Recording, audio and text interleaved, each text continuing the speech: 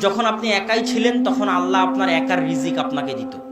আজকে আপনি বিবাহ করলেন, আপনার স্ত্রী কি তার রিজিক নিয়ে দুনিয়াতে আসেনি? বিবাহ করে আপনি তাকে ঘরে নিয়ে আসলেন, এখন ওর রিজিক আল্লাহ কার মাধ্যমে আপনার কাছে পৌঁছাবে? আপনার মাধ্যমে পৌঁছাবে।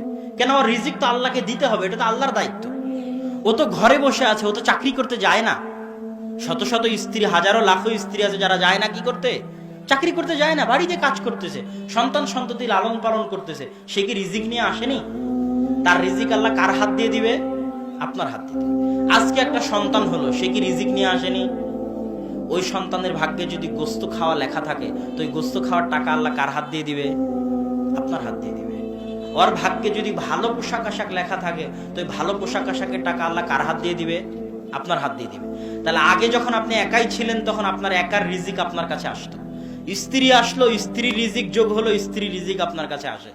সন্তান যোগ হলো, সন্তানের রিজিক আল্লাহ আপনার কাছে পাঠায়। এবার মাদ্রাসার দুটো এতিম সন্তান, যেটা দানের কথা আসলো, ওই দুটো এতিমের কি রিজিক নাই? রিজিক আছে। ওই দুটো এতিমের রিজিকের দায়িত্ব যদি আপনি বহন করেন, তো ওই দুটো এতিমের রিজিকের টাকা আল্লাহ কার হাত দিয়ে দিবে? আপনার হাত দিয়ে দিবে। এটা কার দায়িত্ব? আল্লাহর দায়িত্ব।